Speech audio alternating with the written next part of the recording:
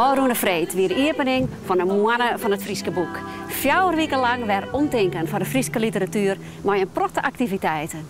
En ik ben hier in Wijns bij het jubileumfeestje van het Dwarps Cultuurhuis De Speelder. En wat hebben we nog meer in de kaarroute? Internationale fotomanifestatie Noorderlicht is om en om te zien in Friesland en in Greens. En nu binnen wij weer ombar. Dit hier staan natuur en het landschap centraal in het thema Terra Cognita. Als oortrap van de Mannen van het Frieske Boek doekten we in het verhaal van het boekenweekgeschenk Skreunterug Sietse de Vries, journalist bij de Ljouwerte Kranten.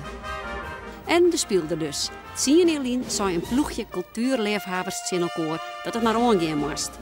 Het Lietse dorp Wijns kreeg je maar een prachtig dwarps cultuurhuis. Het aankeepje van die gereformeerde kerken was een bijzonder initiatief. Ook omdat 10 dwarpsbewoners, zo neemden ze het zelf, els een kou op het kleed brengen moesten om de financiering rond te krijgen. De Speelder moest het klopjende het van het dorp Wijns worden. Binnen de idealisten van Sien en Verlien als slagen in die opzet. U hebt wel alles mee. Een fantastisch dorp op een van de uitlopers, een oude zandrug. U hebt een geweldig landschap om u heen. U hebt leuke steden en buren in uw omgeving die graag naar u toe komen. Maar vooral, u hebt een hele actieve bevolking. Als je praat over leefbaarheid op het platteland zou je zeggen, waar hebben we het eigenlijk over? Als je ziet wat hier het programma is, hoeveel mensen daaraan meedoen en welke belangstelling dat allemaal oproept bij anderen.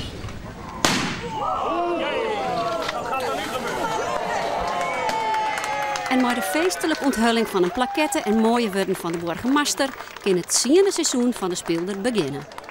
Een mooi seizoen met films, concerten, theater en lezings van onder andere schreeuwer Geert Mak. Maar eerst moeten we even waarom in de tijd. Goeiejoen, dit is net de set van Peton Place, maar dit is het kerkje van Wijns uit 1892. Het oud-gereformeerde kerkje. In 2002 stier zowel de kerken als de plan nog in de stijgers nadat een groep dwarpsbewoners te jaren het leegstaande kerkje aankochten. Een van die dwarpsbewoners wie muzikus Heite Bruksma. Hij laat iets hield op tafel van de Speelder.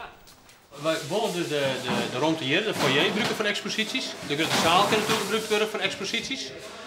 En nou dat weet. Dat weet. Meer hebben we net on exposities. Nee. En je kent natuurlijk ik van alles in. Maar het is behind, het is natuurlijk dorps, het is Lieds, het is net grut.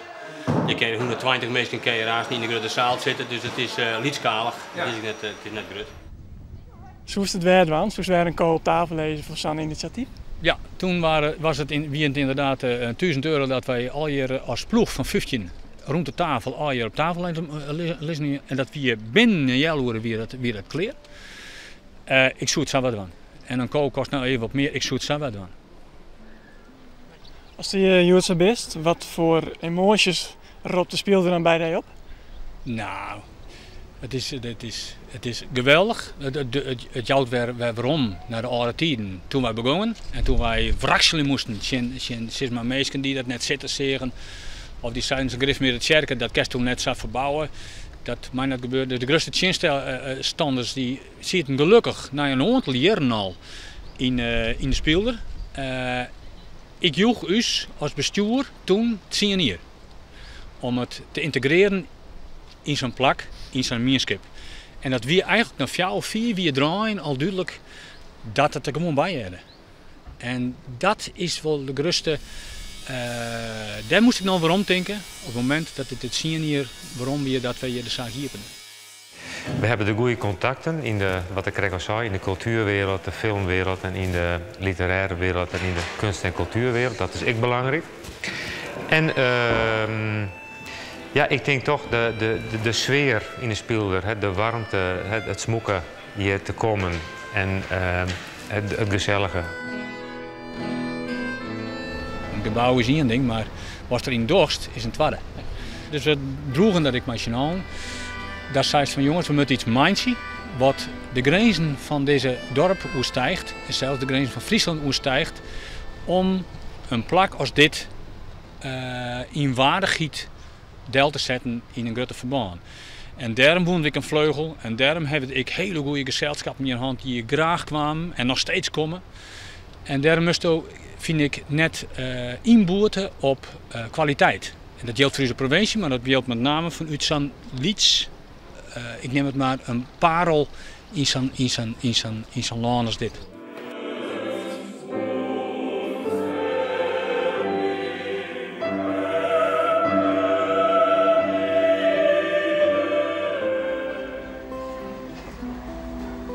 Tijdens de openingsdag weer goed te merken dat de speelder libbert in het dorp. De bewoners binnen volle palutsen en grutsk op het succes van de speelder. Of het nou om concerten, theater of gewoon het organiseren van een boekenmerken gaat. Dat laatste is een initiatief van Lies Gut, voorzitter van de culturele commissie en in het Duistig Libben literair recensent van de Telegraaf. Het is een hele mooie tijd geweest, heel leerzaam. Heel bijzonder om met mensen uit het dorp samen iets te ondernemen. Met allerlei verschillende mensen. En ja, iedereen heeft zijn talenten. En samen al die talenten maken dat je een heel mooi theater- en dorpscultuurhuis kan neerzetten. En ik probeer vanuit mijn achtergrond, literair recensent, de boeken en het theater te promoten. En dat lukt verschrikkelijk goed. Eigenlijk zou je zeggen kennen, het had de mensen weer in bloei gebracht. Dat is de volle zijn. Dat zou ik net door te zeggen, maar het heeft mij een soort bracht. Het weet ik een heleboel orenmensen ik die nog nooit jet hier van klassieke muziek. Of van poppentheater. Of van een film. Het heeft bijzondere momenten steeds weer opbracht van mensen. Ik word oors in het leven staan. En we trust als meerskip weer verdividage en energie binnenbrengt. En dat is een gebouw. Heeft er van nodig. Zien jullie weer een groep dwarpbewoners met een visie? Is die visie altijd zien hier oranje blijven? Nou, ik denk het wel. Ik denk eigenlijk dat een heel groot pad van die visie er nog steeds luidt. Het is en een dwarpshuis en een cultuurhuis. Dat dwarpshuis gebeuren, dat zou wat mij betreft dat zou meer invuld worden kennen. Het zou misschien al wel wat meer zijn, maar echt een centrum worden kennen. Maar een hele lege drempel, dat mensen elkaar treffen kennen. Dat ze bijvoorbeeld morgen een krantje lezen kennen. Of bijvoorbeeld althans een wifi-verbinding hebben, want die hebben we nog net. Die staat niet op het verlanglijstje. Dat mensen hier maar hun iPad of een laptop komen kennen om wat te werken. Ja, wie weet hebben we moeten daarover nadenken hoe we de toekomst invullen willen met de speelder.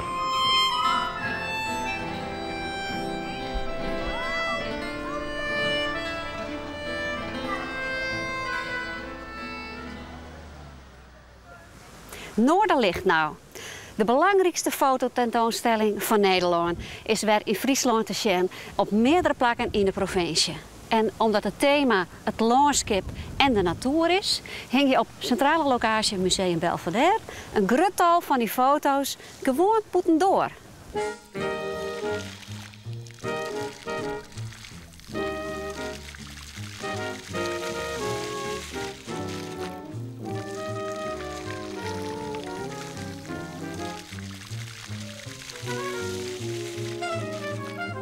Ja, wat bijzonder is, heel bijzonder is dit jaar, is dat we voor het eerst in de buitenlucht hebben kunnen werken.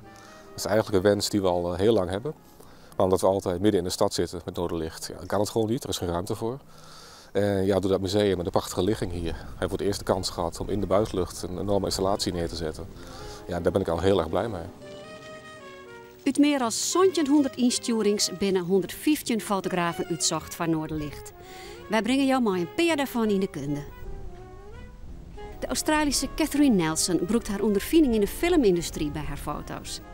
Ze ziet een hele soort foto's en maakt er op de computer dan een naaibeeld van. The work begins at home in the computer, and that each work can probably take it takes about a month to do. I use the latest software to combine these photos and paint them together digitally. I call myself a painter with a camera. I don't feel I look at the world like a photographer. I feel like I look at the world like a painter would look at the world. And when I create a work, I'm creating a work in the same way a painter would create a work rather than a photographer. So photography is just a medium in that respect to express my creativity. I'm completely in control of where things are, the choreography of the image, also the perspective of the image, what comes closer, what's further away. Here, this is a very large willow tree. This is a small bush, but in fact, it gives the impression of, you know, a perspective play. This should be further away than it is. In Drachten heert het werk van het duo Sjoerd Knibbeler en Rob Wetser. Strakke foto's van bonsai-bjemkes. Wij zijn in 2009 een bonsai-kwekerij binnengekomen, toevallig eigenlijk. En dat was iets wat ons zo aansprak, dat we dachten, ja, hier willen we meer van weten, hier willen we iets mee doen. En zo is het project langzaam gegroeid, vanuit een interesse in bonsai en de bomen en het fenomeen, naar een project wat we ondertussen over de hele wereld fotograferen, wat gaat over de mens en zijn relatie met de natuur. We inspireren elkaar ook zeker, maar dat zit meer in de voorbereiding. Uiteindelijk als we de foto maken, dan weten we al vrij goed wat we willen. Maar daarvoor, dan hebben we heel veel besprekingen en dan is er inspiratie, denk ik. Tony Hafkenscheid emigreerde naar Canada en was troffen door de natuur van de Amerikaanse West Coast. Voor zijn foto's gebruikte hij een bijzondere techniek. Ik dacht eigenlijk altijd dat dat landschap heel erg op mijn treinbaantje leek, waarmee ik als kind eigenlijk speelde. Dus eigenlijk dacht ik gewoon, nou, de juiste oplossing is gewoon, ik fotografeer het net alsof het een treinbaantje is eigenlijk. Dus ik gebruik daar een speciale camera voor en dat is een techniek die heet tilt-shift. En wat je eigenlijk doet is, als je een foto hebt, een soort vierkantje, dan kan je eigenlijk op een heel klein stukje gewoon scherp stellen. En dan wordt de rest eigenlijk heel erg onscherp. En dat trucje, dan op een of andere manier is een soort optische illusie. Dan denk je eigenlijk meteen aan miniatuur. En dat is dus het trucje eigenlijk.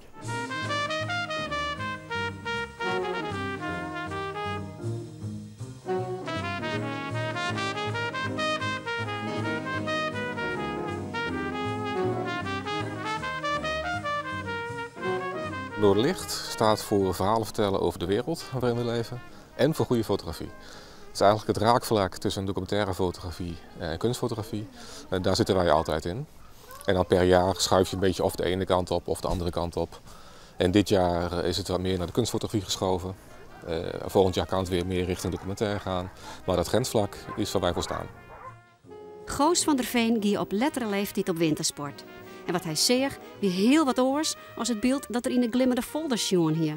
Ik viel eigenlijk van verbazing om te zien op wat voor een enorme schaal, wat een enorme industriële activiteit het bijna is. En ik dacht ook van, ja, die verbazing die ik nu voel, die moet ik ook meteen gaan gebruiken om dat te fotograferen. Want als ik zelf ga leren skiën en ik word zelf een skier, dan is het ook weer over. Dan zie ik het als normaal en dan, nu heb ik nog de frisse blik. Wat ik zelf altijd heel belangrijk vind aan een foto is dat het moet niet alleen het grote geheel laten zien, maar ik vind ook de details heel erg belangrijk.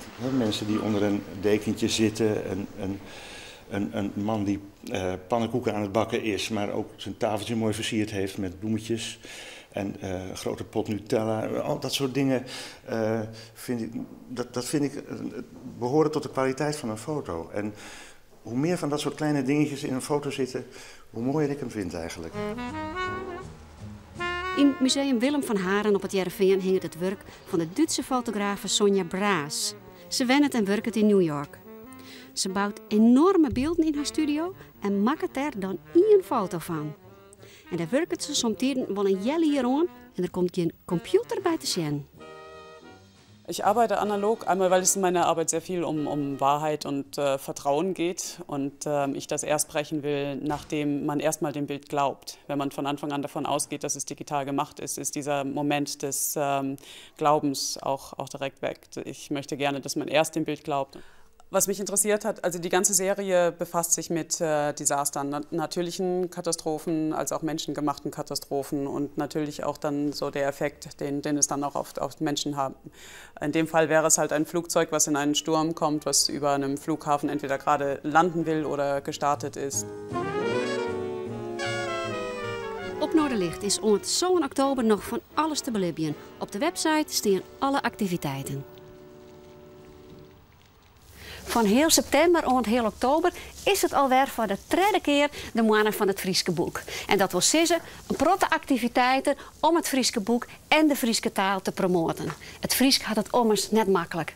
En van de verkoopcijfers van de Frieske literatuur wil ik al net fleuriger. Een van mijn vorige boeken, ik weet niet precies welke wie, die ik heel vaak Haydn op, Symfonie van Haydn. En ik hier nou, ik zeg wel even bij jongens, ik zit gewoon op de computer. En dat is van die heerlijke, van die minimal music, zonder al te vol. En dat is gewoon heel geschikte muziek om uit te schreeuwen.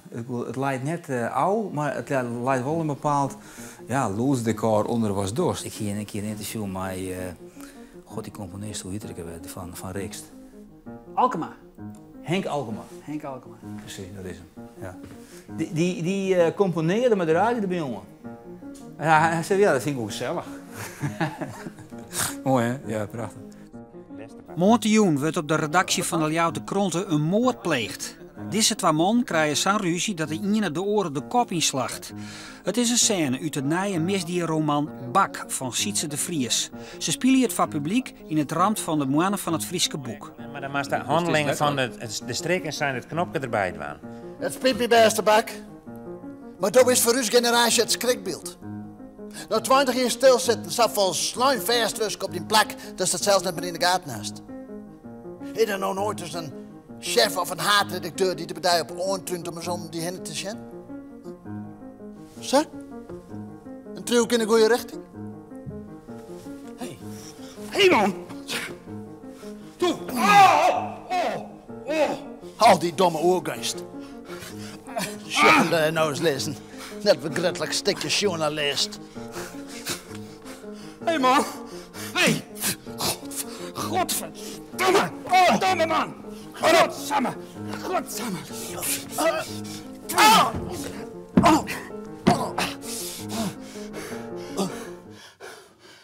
Ik was weg in ieder geval, ik het zitten bij Vargollen, want ik ging je vermoorden. En ik dacht dadelijk van, hey, dit is een mooi onderwerp voor een boek. Je kent van die lengte van 110 zinnen.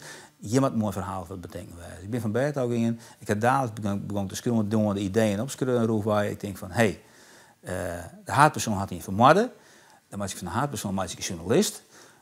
Mooi erbij, hoe ik geen onderzoek van de want ik ben zelf journalist. En dan is het mooiste als het een zetredacteur is en dat hij opdracht krijgt van zijn chef om oer de moord te schreeuwen. Ja, sure. Want ik wist van de vader net wel de titel wilde zoeken. Dat ik het moordboek van de mannen die het neemt. Pruwen van een groot glas Guinness bezegt Sherry Bak de persoon zien hem oer in de spiegel. En wat eerst een man van 50 jaar in een zwart colbert met sliet plakken. Het trosje in de heer een paar centimeter over de eren. Ja, maar ik ga straks een afspraak, maar die archeoloog uit Grens. Ja, dat is hobby, dat kan wel wachten. Nevens de Vries hing het libben van toevalligheden bij elkaar. Een levensfilosofie die het in al zijn werk waarom komt. Ik in Bak. Een meisje die krijgt met elke dag duizenden indrukken verwerken. En in mijn boeken gaat het er vaak om dat die waardering die mensen aanbrengen, dat die vrij willekeurig is. En dat ze daardoor ook soms vol slijnde planken misslaan kennen. Heel vaak zeggen mensen van, ja, maar dat is geen tafel. Of, nee, het is tafel. Nee. Maar het leuke is, dat in wezen haast alles wat in het leven gebeurt van toevalligheid en ongeluk hangt. Dan mag ik even zien. Ja, hier hak het. Hier is het. Een oorvoorbeeld van hoe tafel werkt is dat Bak, de schreeuwer en dichter Theo Oegema samen in uit de vergetelheid scoort om deze een rol in het boek te jan. Theo Oegema, die kwam oorspronkelijk uit Ljouwert. Hij is zijn hele leven, jarenlang, redacteur was bij de Vlaamse uitjouwerij Manteau. En daar hier nevens Jeroen Brouwers, hier alle stikken van Vlaamse schreeuwers tramtjeren. Hij hier van dat alle sappige Vlaams, die hij een soort van Oegema Nederlands maken en Brouwers kwam de jeden letter nog lulkomheidje. Dat is de tafel van, ik heb dit er volgens zien komen en ik denk van, hé, dat kan ik broeken. Ja, ja. Had je nu nog een oor, ik lees ook meer mensen met enige beschutting. Maar zij griemst al die dingen die hij wel nieuwsgierig liet in die verhalen? Ja, ik griem ze er inderdaad in, maar je probeert er ook voor te zwijgen dat het gewoon een heel strak geheel wordt. Dat als mensen dat lezen, dat ze het gevoel hebben van, ja, dit kon net oors wezen.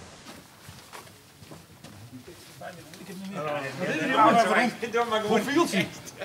Hij is de pin in de holle. Je creëert personages, je creëert situaties en dan in één ontdek je van, hé, het zit nou weer heel oors. En dus dan komt er een één, dan kan je in het slot van zijn boek, aan het eind van het boek, kan je nog een heel mooi draai erom aan, dat je van de vat net bedenken kan hier. En dat is voor jezelf, dat is het leuke van schreeuwen, dat je jezelf zo nou en dan helemaal verrassen en dan denk je niet in van, verrek, zo zit het. Nou ja, en dat is gewoon een cadeautje wat je krijgt, gewoon wat uit het schreeuwen zelf voortkomt. En dan moet je het als schreeuwer in een Frieske taal van hebben, net van de verkeerscijfers in het jild. Wij pakken net zo gauw een Fries boek om te ontspannen. De taal is voor een soort een barrière en dat is spietig. Als er in de jaren 50 toen de politici hun bewust waren van het belang van het Fries, toen gingen ze gewoon inzetten aan het onderwijs. Dan gingen ze gewoon zeggen van jongens, we maken tweetalige squalen en we zwaaien ervoor dat de band les krijgen in het Fries. Allereerst 1 of 2 dagen in de week. En dat ze het Fries inderdaad goed lezen en schreeuwen om het leren. En nee, in steeds daarvan had ze toen alles zetten op de juridische kant van de zaak om de juridische positie van het Fries tegen te timmeren. Ja, dat is in de praktijk is dat in wijze totaal onbelangrijk. Ze gingen gewoon zeggen van jongens, het onderwijs in Friesland moet van pad in het Fries. Dat gaan ze net in. En maar als gevolg dat inderdaad iedereen nou soort van ja, ik kan net Fries lezen. Ze kennen natuurlijk wel, want als een Friestalig een Fries boek pakt en hij begint erin te lezen, als dat 10 bladzijden lezen had, dan leest het hartstikke of misschien wel lieke vlot als Nederlands. Maar die eerste stap. Hé, harde rukdoek. Hoe is het, jongen? Is dat hard op best, juchter? Ik ga er even in de pubs, jongen. Ik ben nu eens 12 week thuis. Ik meen dat je niet nog op fiets zeer. Oh. We wassen eerst even de jongen hoe het gaat morgen. Als er bijvoorbeeld heel wat afvalt en iedereen zei van wat een vreselijke klote jongen. Goh, je hing nooit in. Dan hoef ik geen 2 keer te doen. Als mensen inderdaad het wel een heel mooi jongen hebben, ja, dan moet het 2 keer doen. Dat zit er net in. Moordjongen zit vol, maar een 2e keer slaagt het net. Andere activiteiten in het rand van de Frieske Boekenmannen binnen te vinden op de site van de Mannen van het Frieske Boek. Ben je nou van doel een keer een Fries boek? Doch dat dan voor heel oktober, want dan krijg je dat boekenmannen geschenk ik cadeau. Na je weken ben we er weer en toevallig hier vlakbij in Laaksum aan de IJsselmeerkust. Want het liefste havenstadje van Europa krijgt dan, ter ere van de Mannen van het Frieske Boek, een laat wijn vol muzikanten en literaire gasten op zitten. Ik zou zeggen, dankjewel voor het zien en graag wat na je week.